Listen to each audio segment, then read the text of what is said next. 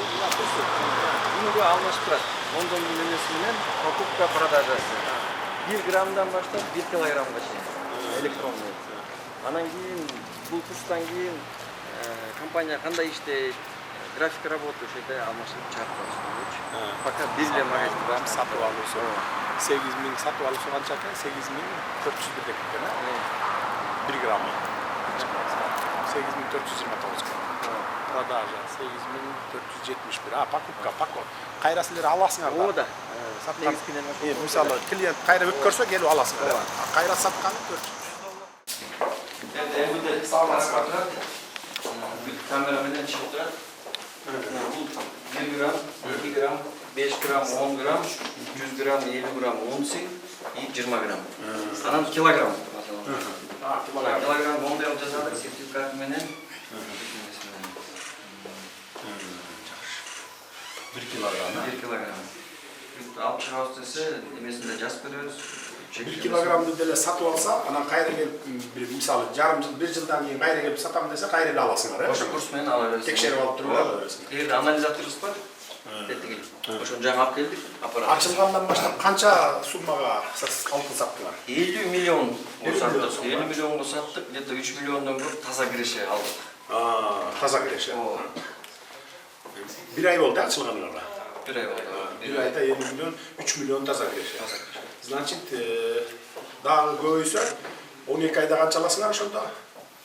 50-60 миллион таза киреше алып келсеңер. Эсиңердеби, мен баягы 2 жыл мурун Улуттук банкка ушундай кылып саткыла дегенде алар чыгарып, анан көп сата албай коюшканда анткени паспорт менен деп койгон. Азыр силерде паспорт жок эле сатасыңар да. Каалаган жарандар келип эле сатып ала берсе болот эле да, каалаган көлөмдө. А чет өлкөлүк жарандарчы? Чет өлкөлүк жарандар деле алып атабы? Алар сатып алса, мисалы, өз өлкөсүнө, мисалы, кошуна өлкөлөр алып кетебиз десе, свободно чыгарып кетеби, эркин чыгарып кетеби, же бажы немелер төлөш керек. Ограничение жок, анткени жок. Даяр издейли да, туурабы? Ооба, издейли. Анан бирок баары бир кайрылып койдук, өкмөткө бир иретин жасап бериңиздер депчи. А так ограничение жок экен. Ограничение жок экен. Жок болуш керек да өзү. Себеби дегенде биз баары бир эле чогулган алтынды, өлкөдөн чогулган алтынды Улуттук банк же силер кыргыз алтын сатып алып тургандан баары бир чет өлкөгө алып барып сатып келет да. Андан көрө бул ичине кымбатыраак кетет. Биржадан өйдөрөк кетет, туурабы? А биз дүйнөлүк биржага барсак, мындан арзан сатабыз да граммын, мисалы, туурабы? 3% арзан болот. 3% арзан болот. 3% жанагы. Ошон үчүн чектөө керек да, чектөө керек ошон үчүн. Мисалы, ошол 2 жыл мурун азыр алтын көтөрүлүп атат да, эми алтын түшпөйт да, көтөрүлө берет. 2 жыл мурун 1 килограмм алтын сатып алып койгондо, мисалы, биздин бай жараныбыз. 2 жылда канча үстүнө кошулду ушу 1 килограмм алтынга? Канча таза киреше тартылат? Курс менен сатылып 2 жыл мурун 22-жылы алтын алып койгондо 2 миллион 889 миң, же болбосо 34 миң доллар үстүнө пайда көрмөк. 34 миң 1 килограмм. 1 килограммдан эле 34 миң доллар.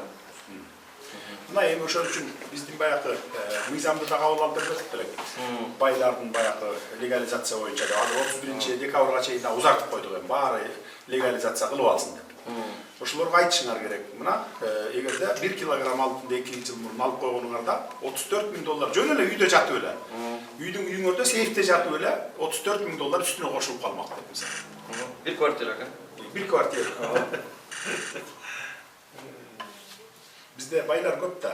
Baylar көп. Алар 1 килограмм албайт, 10 килограмм алат, 100 килограмм алчулар бар мисалы. Алып эле жөн эле үйүнө сактап койсо, мисалы, доллар менен, сом менен, валюта менен кармабай, алтын менен кармаса, пайда тапмак экен да. Жана бул 96-жылдан баштап алтындын динамикасын алдым. Сіз көрүңүз, өзү үле келет.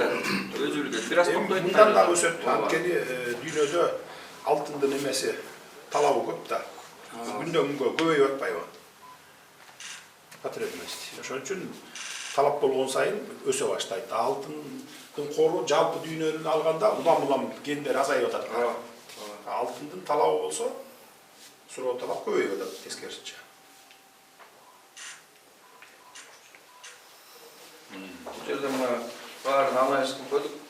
1 килограммдан 34 миң доллар болсо, мисалы 100 грамм алып койсо, 3400 доллар жөн эле. Үстүнө кошуп, үйдө жатып эле. Акчаларың болса, ячейкаларда, чет өлкөлөрдө анан үйдө кармап жатат, туурабы? Валюта менен. Алтын менен кармаса, алтында өзүбүздүн ичибизде калат, Кыргызстандын ичинде и баасы да өсөт. Пайда берет да. 2022 жылы 4 миллион 429 миң мекин болот. Азыр 23 жылы 5 миллион 384, азыр 7 миллион болчу.